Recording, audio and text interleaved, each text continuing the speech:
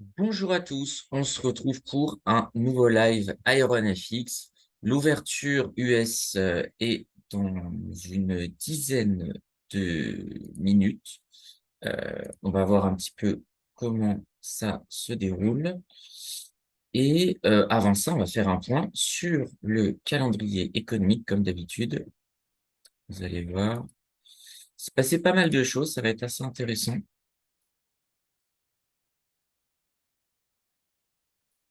Alors voilà. Du coup, comme d'habitude, euh, PIB français, PIB allemand, bah, c'est pourri. On voit que c'est un peu mieux en France qu'en Allemagne. Mais ce qui nous intéressait, c'est la zone euro. Et on voit bah, que annuel, bah, 0,1%, donc c'est complètement éclaté. Sachant qu'il faut remettre ça en cause avec bah, les taux. On va prendre le taux à 10 ans, qui est à 2,30. Bah, quand on fait 0,1%, voire même qu'on est en négatif en Allemagne, alors que bah, pour financer cette croissance, voire décroissance, on paye 2,8. Bah, c'est vraiment très, très mauvais. Vraiment très, très mauvais. Donc, vraiment pas top. Je trouve ça fou que les marchés cotent du coup aussi haut, mais bon, pourquoi pas, hein. On doit supposer que ça doit être mieux dans le futur. Mais là, c'est vraiment cher, quoi. Je trouve ça vraiment très, très cher de, de payer ces marchés. Tout ça, on essaie de vendre. On va voir qu'on n'a été pas trop mauvais la semaine dernière. On a eu pas mal de choses qu'on tapait, mais c'est pas encore ça. On attend encore plus. Du coup, PMI Chine manufacturier. Bah, ça, c'est vraiment pas ce qu'on attendait. On voit que sur les services, c'est un peu mieux. Mais sur le manufacturier, on attendait que ça tape, allez, que ça aille chercher au-dessus des 50. On avait des chiffres qui étaient pas si dégueux la semaine dernière, mais on est un peu déçu en vrai. Quand on voit, tout est un peu nul. Bon, l'inflation recule, au moins, ça, c'est un moindre mal. On finit à une inflation à 3,1. Évolution du nombre du chômeur, ok, bon, ça, c'est pas très grave en soi. Enfin, les chiffres sont pas assez délirants pour que ce soit intéressant. PMI aux US, c'est pas terrible. Ça, c'est un peu mieux que prévu. Nous, c'est un peu moins bien que prévu. Bon, c'est pas trop grave parce que c'est manufacturé. Nous, ça va être plutôt le service qui va faire mal. Et alors, regardons l'inflation. L'inflation, elle est quand même à 3,3, sachant que en janvier, ça a été un petit peu au-dessus de ce qui c'était prévu. Donc, on monte un peu la prévision annuelle. Donc, pour l'instant, c'est pas réglé. Quand on voit que la production ralentit et que l'inflation augmente un petit peu, bah, surtout que ça se stack, l'inflation. C'est-à-dire que ça fait quasiment un an, on va le regarder là, si on a les PMI, on n'a pas, voilà, on va prendre celui-là, et on va le comparer à l'inflation. Donc, les PMI, en gros, sont en dessous de 50. La dernière fois qu'on était au-dessus de 50, c'était là. C'était, du coup, en juillet 2022. Donc, ça fait un an et demi que la production industrielle, en gros, ralentit. Même si là, ça repart, c'est encore pas terrible. Et puis, de toute façon, on a un plateau ici, donc ça ralentit un petit peu moins, mais c'est quand même assez mauvais. OK? Alors, hop. Si on compare ça à l'inflation depuis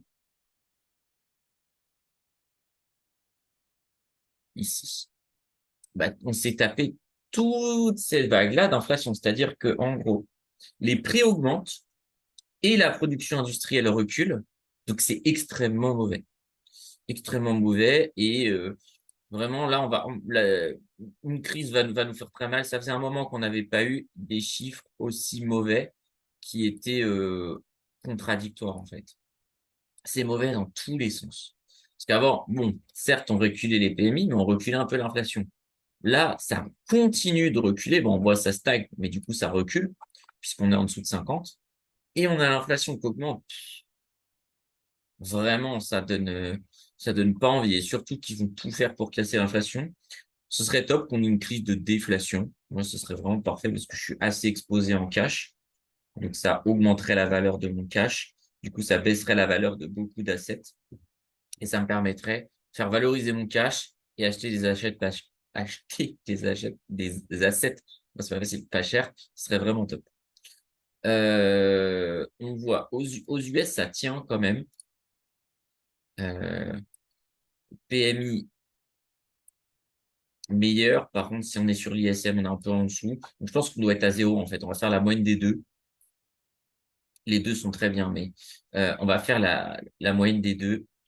Euh, c'est plus ou moins à zéro, ce qui est OK, hein, d'être à zéro, sachant que eux, leurs chiffres sont bien meilleurs. Nous, on est en recul et en plus, on a l'inflation qui augmente. Et voilà, salaire moyen qui augmente, salaire moyen annuel. Bon, aux États-Unis, ils vont s'en sortir, franchement. Ils arrivent en fait à augmenter les salaires tout en baissant le taux de chômage et en ayant une activité industrielle qui stagne. Franchement, bravo à eux, hein. Bravo à eux. Donc ça, c'était la semaine dernière. Maintenant, on va regarder cette semaine ce qui nous attend. On l'avait déjà un petit peu vu. Alors aujourd'hui, qu'est-ce qui est déjà tombé? OK, pas mal pour le Japon. Là, on a un petit PMI de la Chine qui est en recul, mais qui montre, c'est une autre analyse, hein, c'est pas le Caxin. C'est pas trop mal.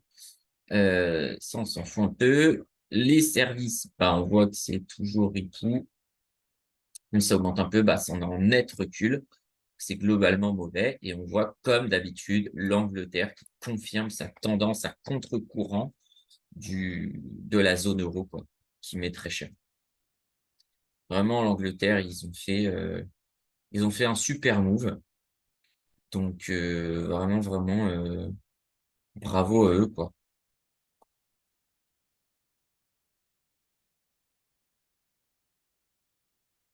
Du coup, qu'est-ce qu'on a par la suite? Là, pas grand-chose d'intéressant. Tout se passe aujourd'hui, en fait, hein. Ça, il faudra regarder. Inflation en Chine, c'est intéressant. Ça, on peut regarder. Inscription hebdomadaire au chômage, c'est intéressant. Inflation. Ah, d'ailleurs, il faudra noter. Nouvelle en chinois, ça va mettre une grosse clim sur les marchés. Ça va se calmer et on aura du coup beaucoup, beaucoup moins d'activité, hein. Il faut vraiment, vraiment le noter. Euh, Donc voilà un petit peu. On a la préouverture du coup dans 2 minutes. On va voir ce qui se passe à 14h30. Ça va nous changer un petit peu. Et c'est top parce que on a eu pas mal de positions. Alors, hop, qui ont trigger. On va voir.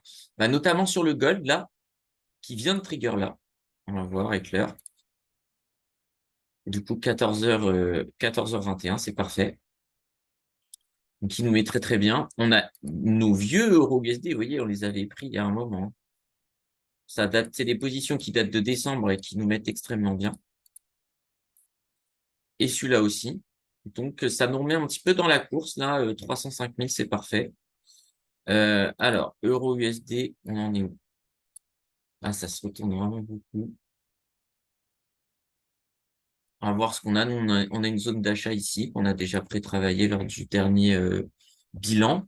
Ça, c'est vraiment, vraiment une dinguerie à noter. La vol, ça devrait finir par péter, tout simplement parce que, vous voyez, on a une vol qui stagne alors qu'on a des marchés qui pètent. Si vous regardez, bah, on est au plus haut et vous savez maintenant, je vous l'ai expliqué plein de fois, on est très haut avec un, une vol qui stagne. On devrait être à des vols à 12. Euh, on n'aura pas historique. Je vais vous le montrer via Investing. Pardon. Je vais juste le chercher. On va le faire juste après parce que là, on va trader directement la préouverture.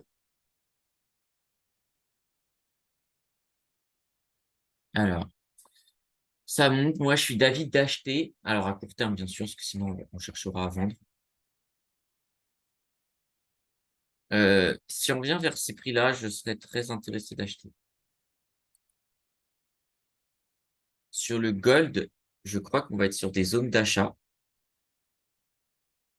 Pas encore, mais on peut être sur des zones d'achat un petit peu, vous voyez, ici, là. ces petites zones d'achat qu'on peut avoir en, comment dire, en intraday. On pourrait se mettre un niveau jaune, par exemple, ici.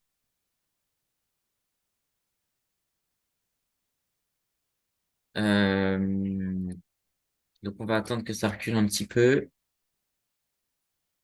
Eux, ils sont toujours bien. Notre CAC 40, on joue notre pause un peu plus vendeur sur l'Europe ici. On voit que ça se retourne, mais c'est pas encore ça, hein. On attend vraiment beaucoup plus. Sur le Brent, on voit pas grand-chose. Ok, peut-être qu'on a des niveaux d'achat en vrai, hein. Si on revient par ici, on verra. Je pense que comme on s'était dit lors du bilan, on va être assez conservateur sur le pétrole parce que il y a une volatilité sous-jacente, un écart type sous-jacent qui est assez fort. Donc là, on va plutôt travailler sur le gold et essayer d'acheter tout ça, même si pour l'instant, ça s'envole sans nous, malheureusement.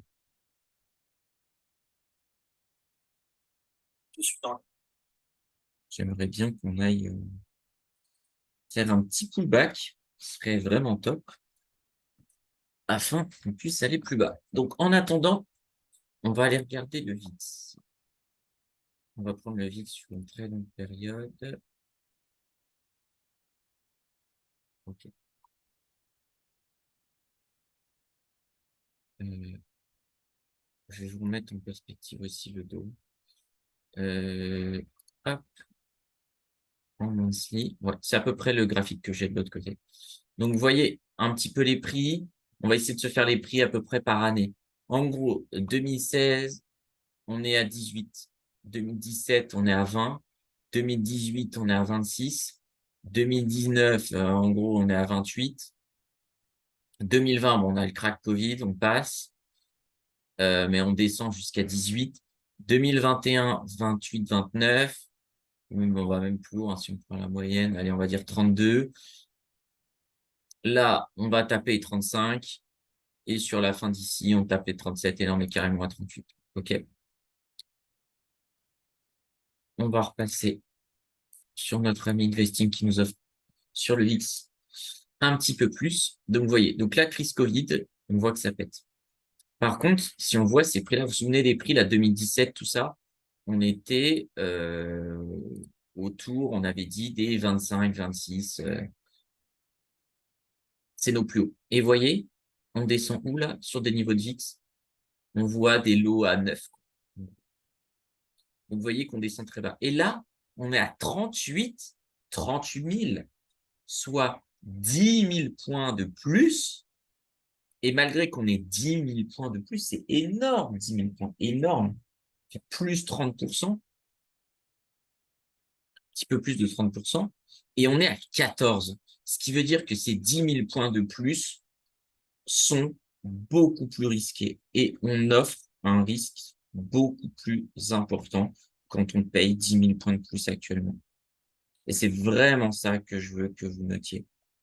C'est que aujourd'hui, payer 38 000, c'est plus risqué que hier de payer 25, sachant que vous ne savez pas que ça allait aller à 38. Mais c'est pour vous donner un ordre d'idée sur les mouvements des marchés. OK? On va retourner à notre trading. Mais ça, c'est vraiment important de l'avoir en tête.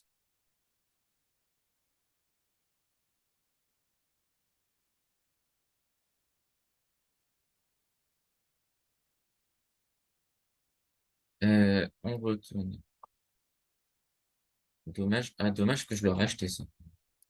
Bon, c'est de votre faute. Je rigole, hein, mais bon, pas sûr que j'aurais payé, mais c'est vraiment une zone que j'aurais voulu attaquer, certainement.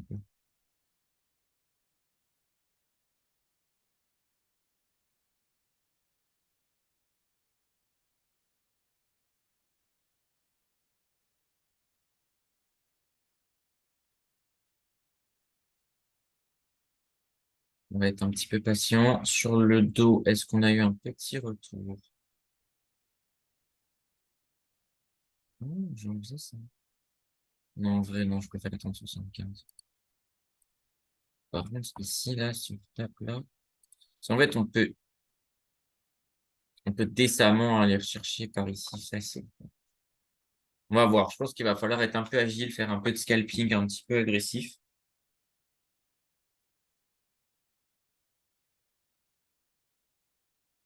On va faire attention. Mais je pense que c'est l'agilité là qui va être le maître mot de, de cette session.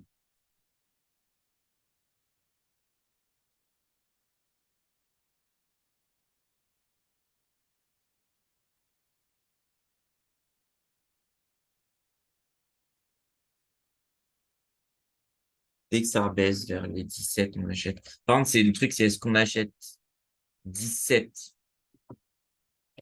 à l'achat, en gros, 17 à la vente, c'est ça le truc. Parce qu'il y a le spread en gros de 0,4.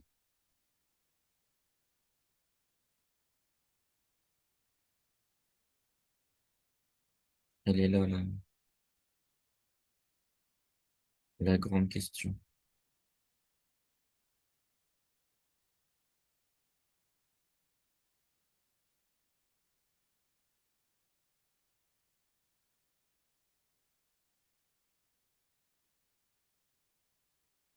Ouais, c'est dommage que ça remonte tout de suite.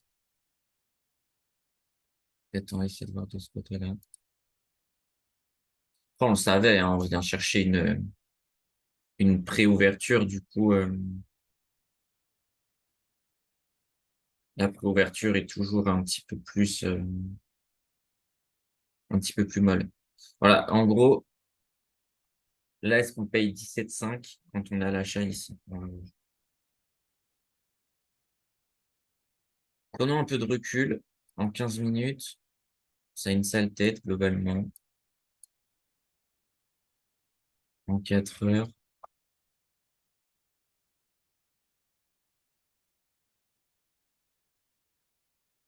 il y a des points ici. Il y a des points, clairement, qui se payent. On va attendre. Ce qu'on voit, les marchés aiment bien tirer un petit peu. Si on voit 17,5 ici, on le paye, mais on ne paiera pas avant. Voire même peut-être 17. Allez, ça descend doucement.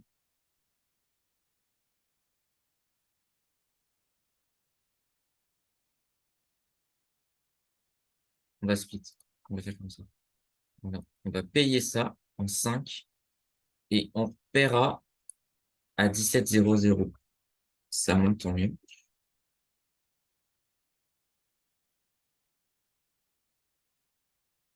Donc là, en termes de TP, on a dit qu'on voulait être agile, hein. Donc si on vient par ici, ce sera déjà très bien. Ça va nous faire genre 500 balles, ouais, 700, c'est très bien. Parce que sur le dos, je pense on n'aura pas autant d'opportunités. Ça traîne un petit peu à la couverture, hein.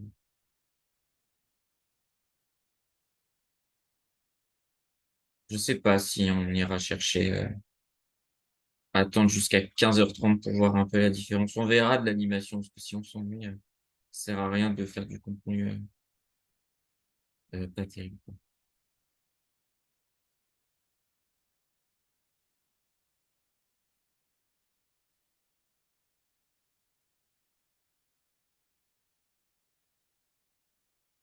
Mais c'est bien de s'y confronter un peu, comme ça vous fait une diversité de contenu, où les derniers lives étaient quand même, bon, en plus d'être successful, ils étaient quand même un peu plus dynamiques.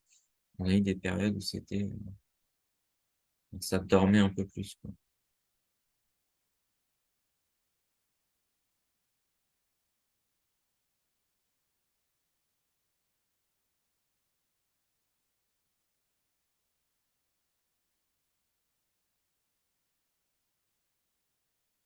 Et bah, ça redémarre. On a bien fait d'être un petit peu plus agressif. C'est vraiment, en fait, quand je vous dis l'agilité, c'est savoir un tout petit peu modifier ses plans pour s'ajuster à ce marché en tout cas sur le gold, là, qui s'est bien excité.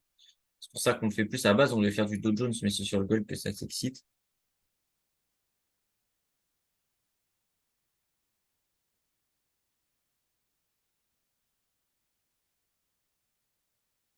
Donc, profitons de cette agilité. Vous voyez, ça redescend tout de suite.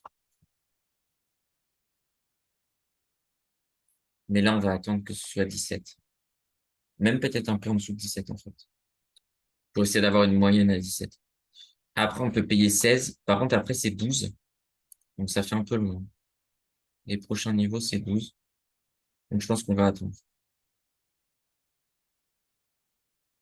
On va pas faire non plus les fous.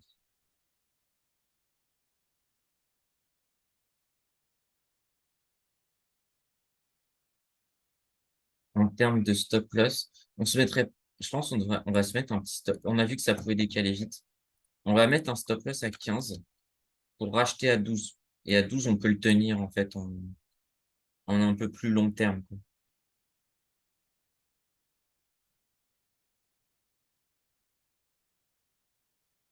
Mais on va pas se coltiner un truc à 17, jusqu'à 12. Ça a pas de sens. En fait, ça va nous coûter trop cher. Je préfère prendre un stop loss, racheter à 12 parce qu'on voit que ça tombe un petit peu.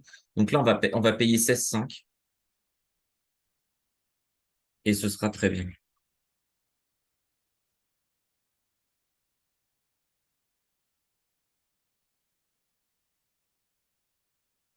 Ça nous fera une jolie moyenne à 17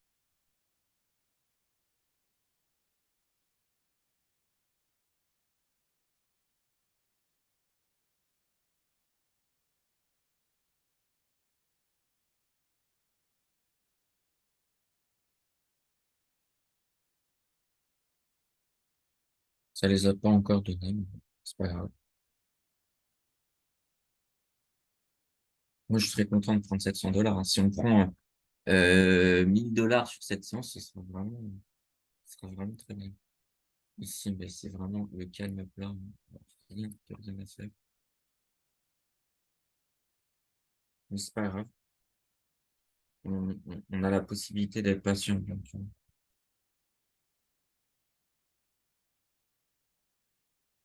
profitons-en.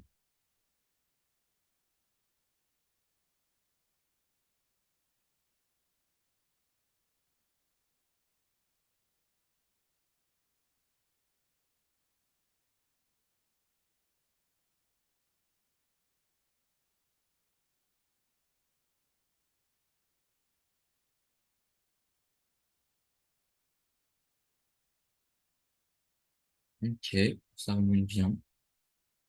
C'est pas mal.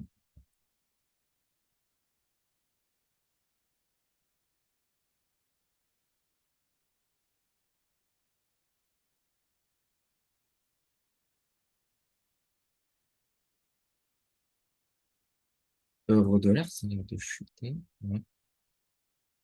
On arrive quand sur nos points d'achat? Ça là, on y arrive bientôt. Faut alors faire attention parce qu'on peut tellement se faire avoir sur cet euro-dollar.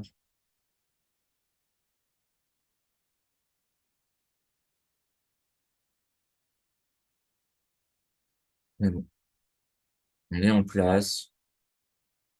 Je suis tout de même plutôt confiant. Mais si on a une journée qui nous transperce nos stop loss, on les a mis d'ailleurs. Ah, on les a mis d'ailleurs. On va en profiter du coup.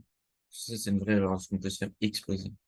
Donc, on va mettre arbitrairement un 4.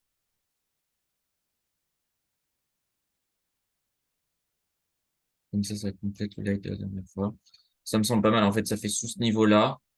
On se laisse un peu de marge parce que ça peut s'exciter, ça peut transpercer un petit peu. Donc,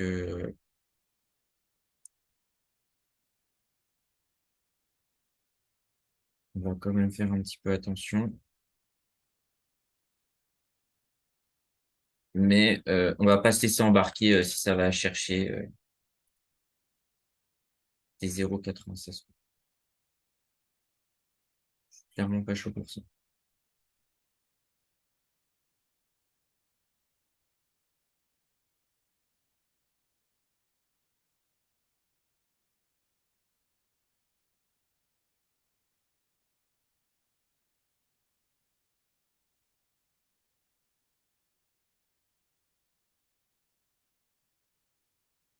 Alors, je vois que ça baisse sur le gold. Est-ce qu'on a une opportunité? Toujours pas. Alors, on voit que c'est quand même pas terrible. On va enlever les volumes parce que c'est un peu de mal à remonter. Donc vraiment, là, en termes d'agilité, il faut faire attention. Style, si on baille un petit peu ici, à pas non plus rester trop longtemps en position, quoi.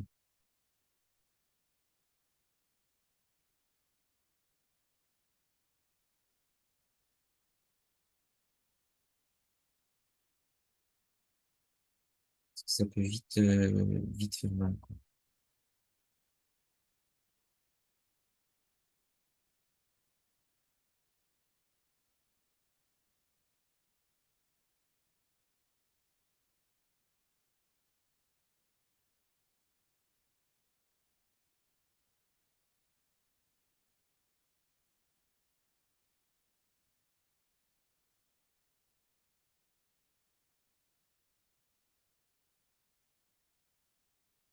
Moi, j'hésitais, là, vraiment. Les 350 $, j'avais bien envie de les prendre.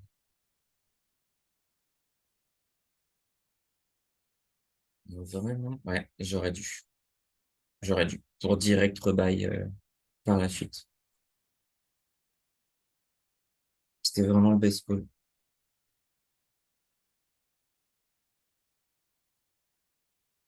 Et c'est pas grave. Mais c'est vrai que ça nous aurait mis extrêmement bien.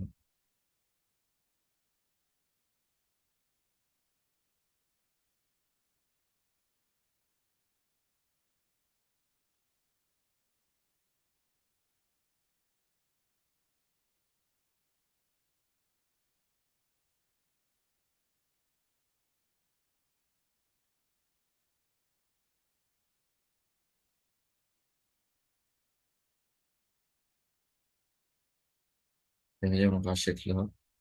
Et on peut peut-être le tenter plusieurs fois.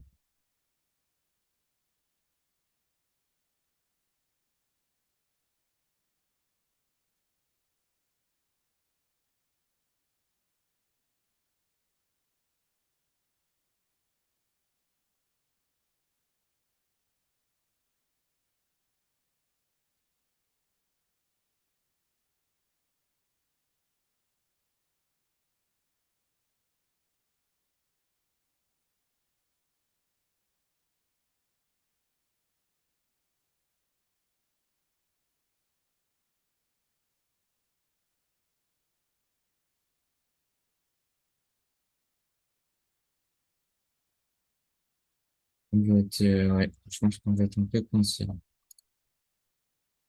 Le dos, ça remonte un peu, mais pas de quoi, faire énormément de gain, malheureusement.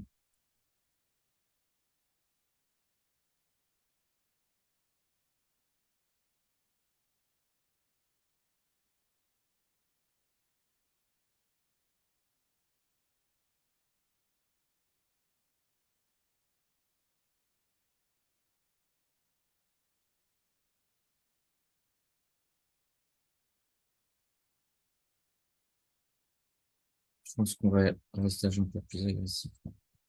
Allez, on s'en prend une là. J'espère que ça va pas être l'erreur. Là, on va vraiment descendre.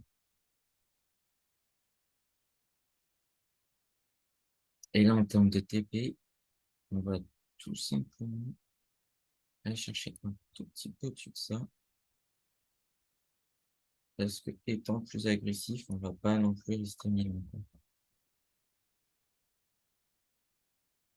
Non, on veut juste sortir au plus vite.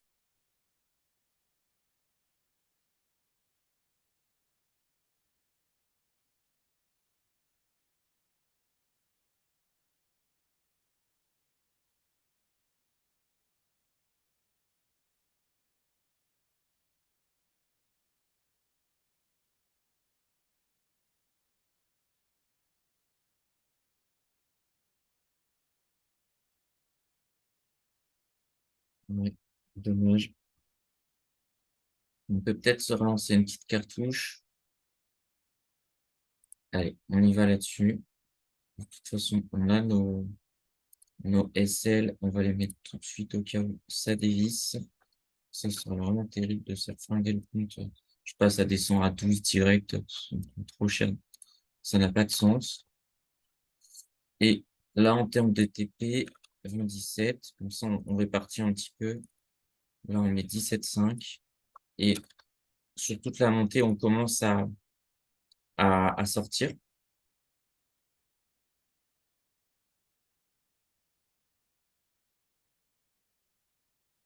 Ça, ce serait top. Pour après, si jamais on n'arrive pas à tout avoir, on descend.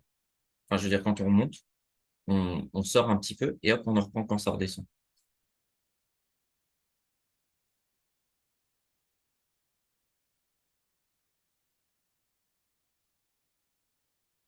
À 16, je pense que je remonte.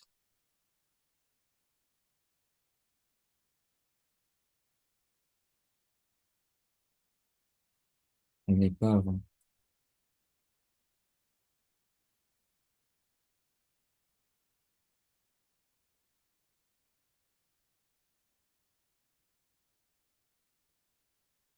On les a quasiment fait. Ça prend un peu son temps. Je crois que je vais payer avant. Allez, on paye ça parce que c'est un peu plus de mal. Et là, on est à bloc.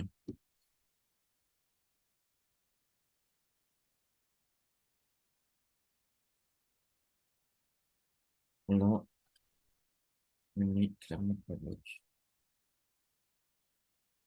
Hop. Et le TP dessus là, on peut mettre 16,5. Normalement, c'est bof. On va mettre 17 aussi. Même 17, parce que je pense qu'on peut les faire sans trop de soucis.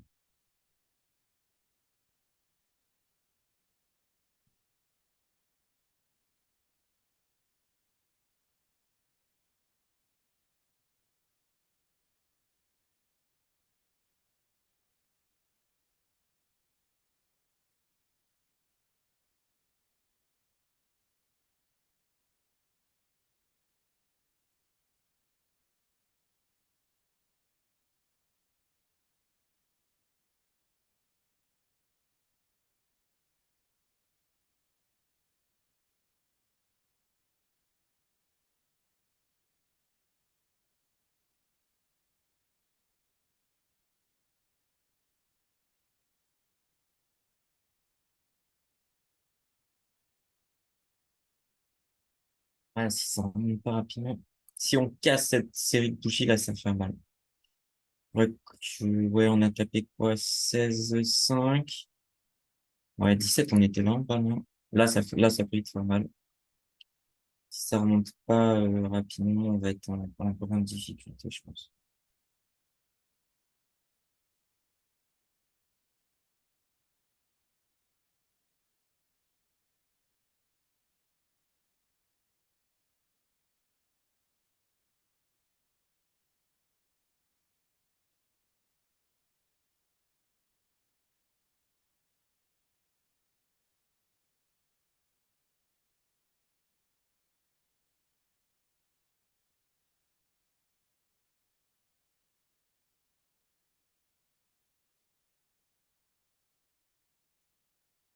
On est pas loin du stop loss.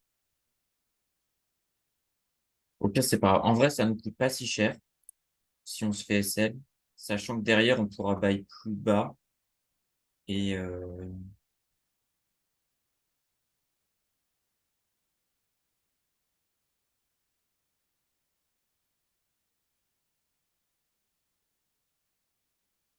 et pouvoir faire un gros multiple. C'est juste dommage, mais c'est jouable. Ok. Bon, on se fait SL, c'est pas très grave. Ça coûte un peu de sous. Si ça remonte derrière, bah, c'est vraiment terrible. Euh, et là, il faudra acheter vers 12. Il faudrait mettre genre 20 lots à 12, quoi. Ce qui correspond à notre niveau.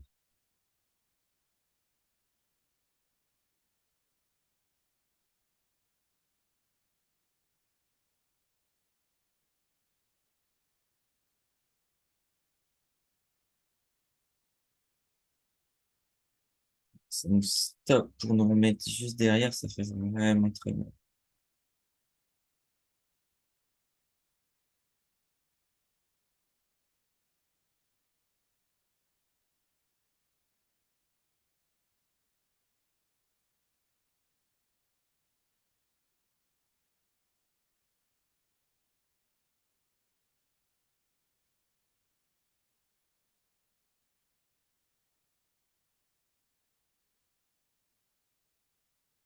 Séparation de pyramifère. Sur le dos A, par contre, là, je suis chaud de bail. Ça, c'est le prix qu'on voulait. On voulait genre 65, quoi.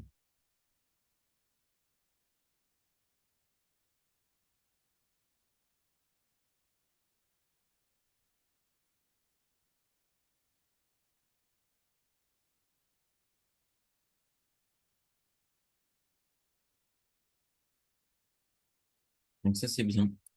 Et on peut se remettre ici un petit bail.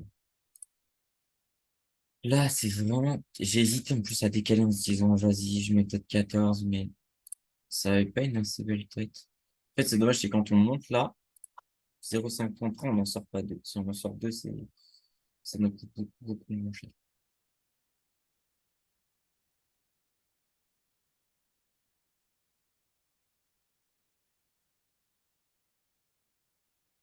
Bon. En fait, toujours un petit peu comme ça, quand on est très fort sur le long terme. Là, ça faisait longtemps qu'on n'avait pas eu des pauses qui tapent, on a préparé depuis décembre. On se fait un peu plus savoir sur le court terme, c'est un peu dommage.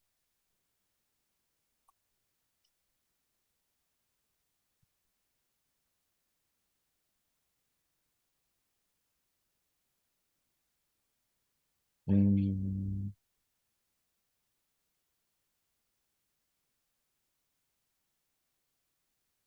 Il y a un monde ou une short là. C'est en train de casser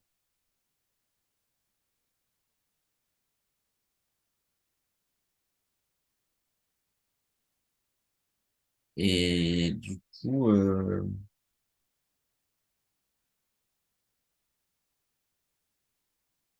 on a envie de le tenter, quoi.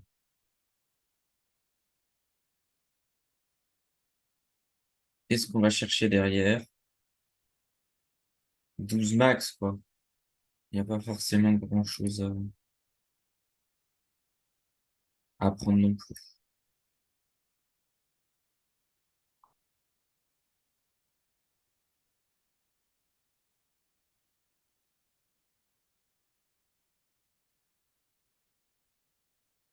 Moi, c'est en train de craquer. En fait, vous voyez, souvent quand je vous parle de vitesse, si c'était un bon prix, il serait acheté instantanément. Parce que le prix se raréfie, on a envie de le bailler. Là, le fait que ça ne rachète pas, personne n'en veut. Là, derrière, ça accentue le potentiel que ça baisse. Ça veut pas dire que ça va baisser à 100%, mais ça, c'est vraiment des points sur lesquels je veux que vous fassiez attention. C'est que là, tant qu'on tient sur un niveau, là, si on tient, c'est qu'on n'en veut pas. Bien sûr, ça marche à une minute, hein, ça marche. Regardez pas ça en daily, quoi.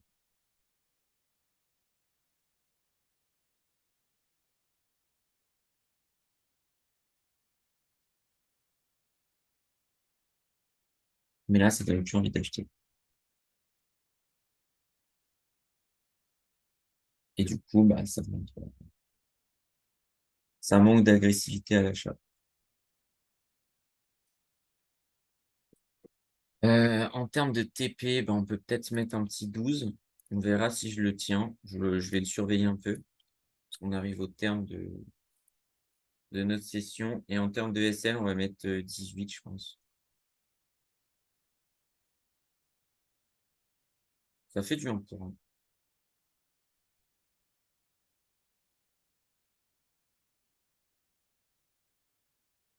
Et du coup, on va décaler notre achat. Parce que ça, je l'aime pas. On va le mettre sur le niveau, en fait. On, on peut le faire en scalping, mais là, on n'est plus en scalping du tout. Donc, on va mettre 9. C'est un niveau orange. On va aller un petit peu plus dans la largeur. En termes de SL, en H4, le prochain niveau, il est loin, donc on va mettre à 5. Et en termes de TP, on va mettre à 12, qui était le niveau... non, c'est pas terrible, en fait. Mettons à ouais, 18, je pense. Voilà. C'est pas mal. Je pense que ça, c'est pas mal. Bon, du coup, on va s'arrêter là, parce qu'on a fait une petite 40 minutes, on est bien. On verra la prochaine fois comment s'est passé ces différents trades. On va juste faire un tour sur le dos avant. Dommage, on n'a pas été pris là-dessus. Là, pareil. Donc, si on a 100 dollars, on n'aura jamais beaucoup plus de toute façon là-dessus. 71, donc 80. Allez, un point et ça nous sort. Ok, ok. Euh, Là, on est quasiment au prix en comptant le spread. Ouais, c'est pas mal. Du coup, bon, ça nous fait une session globalement perdante. Il faut voir ce que ça donne avec le dernier, mais c'est plutôt OK. Euh, je vais vous souhaiter une très bonne semaine, une très bonne fin de journée. Faites de bons trades, surveillez un petit peu. On a vu que ça s'excitait un petit peu plus. Faites attention, mais il y a plein de choses à faire. Je pense que les marchés vont décaler fortement. Le point macro que je vous ai fait en début de séance, c'est vraiment, vraiment très important. Donc, je vous dis à bientôt. Mettez bien vos stop loss. À plus.